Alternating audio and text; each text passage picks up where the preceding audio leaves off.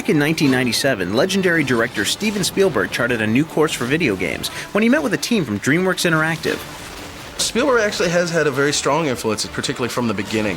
He was actually the spark of Medal of Honor, and he was like, I'm working on this movie called Private Ryan, and I've been playing GoldenEye a lot. So, why don't you guys do World War II GoldenEye? And, it started from there. That was the beginning of the wildly successful game called Medal of Honor. Since then, the team has produced 3 games in the series. Now, working under the umbrella of Electronic Arts, they've finished the first PlayStation 2 title in the series, Medal of Honor Frontline. Basically, the complete scope of Medal of Honor Frontline is one complete storyline, and it takes place between the 3rd and 4th mission of the original Medal of Honor. You resume the role of Jimmy Patterson, and the general goal, I guess you could say, of Frontline is you will steal a prototype jet known as the Ho-9 fighter. One of the keys to the success of the Medal of Honor series has been its amazing realism. That even applies to the storylines. The Ho-9 was an amazing piece of machinery that was completely out of the league of anything else that was there. It was potentially a weapon that could have turned the tide of the war. And it's basically a flying wing. It looks like a stealth bomber. You'd be surprised at some of the technology that came out of World War II that just seems so far-fetched. While our scenario in Frontline is fictitious, it actually was captured at the end of the war and is now seeing restoration so that it can be included in the Smithsonian exhibit. In addition to the Ho-9, every detail in Medal of Honor Frontline is meticulously researched. I think that people definitely get a feel for what it was like to fight in those locations. We do an extensive amount of research, both here on site through video and book, and normal research means.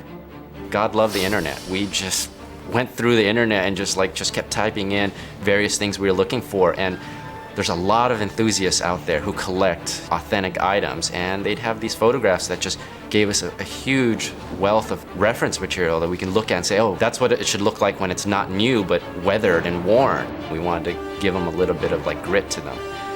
Watching movies, we get ideas like the whole Nijmegen Bridge scenario is loosely based off of some stuff from A Bridge Too Far. There's a team of climbers who are rogues who go around and illegally climb structures and take pictures of it during their escapades. So the pictures that he took while he was doing this were really important to me because they're from the undercarriage of the bridge where no pictures are of any of the detail under there. And a lot of the gameplay in this level takes place underneath the bridge, so I needed a really good reference.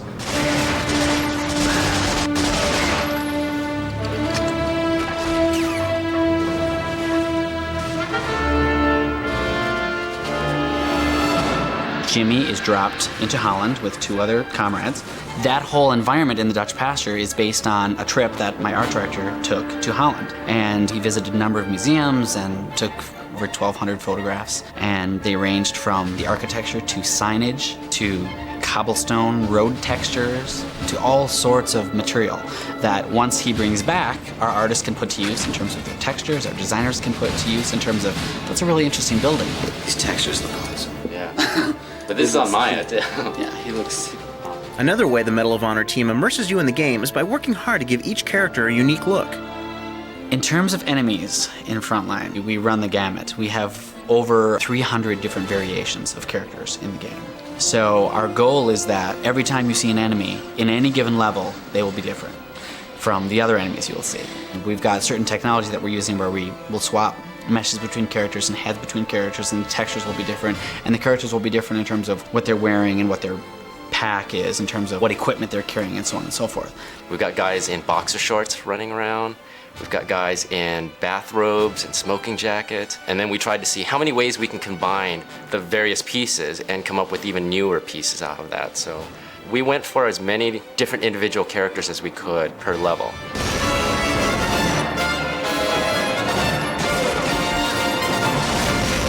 In creating so many unique looks, the team found inspiration from many different places.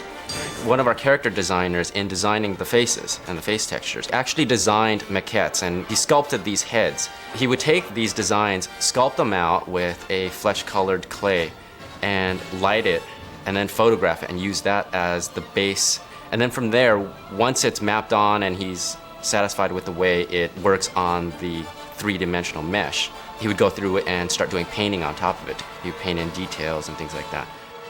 To add a little bit more realism, we actually would photograph various people around the building. Use that for some of the variations in the textures.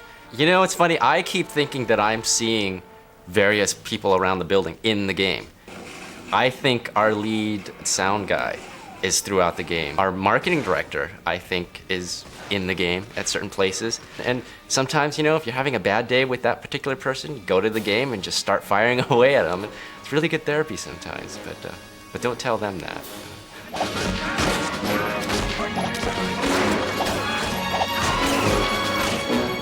Not only are some of the enemies varied, but some of them actually change throughout the game.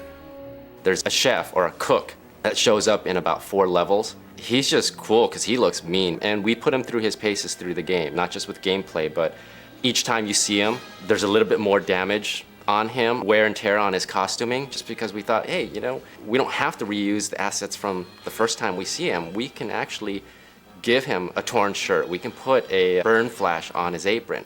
We can give him a black eye. We can do all these things.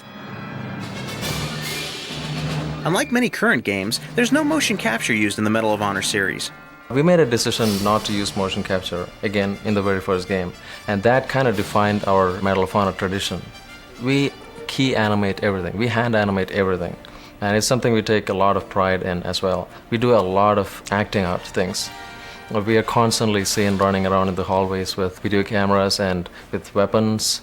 In fact, we try to be careful if there's a door because people outside could see these guys running around with Tommy guns and all that. In fact, we try to even get a bazooka, but somehow they wouldn't let us have it.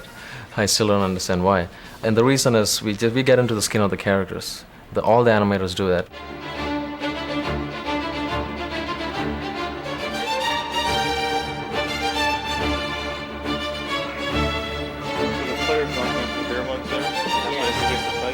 One thing that I pride myself about the way animations are done for Medal of Honor is we use what's called a state-based system of animation. And the whole point is that we animate not just looping animations, but we animate entire mental states.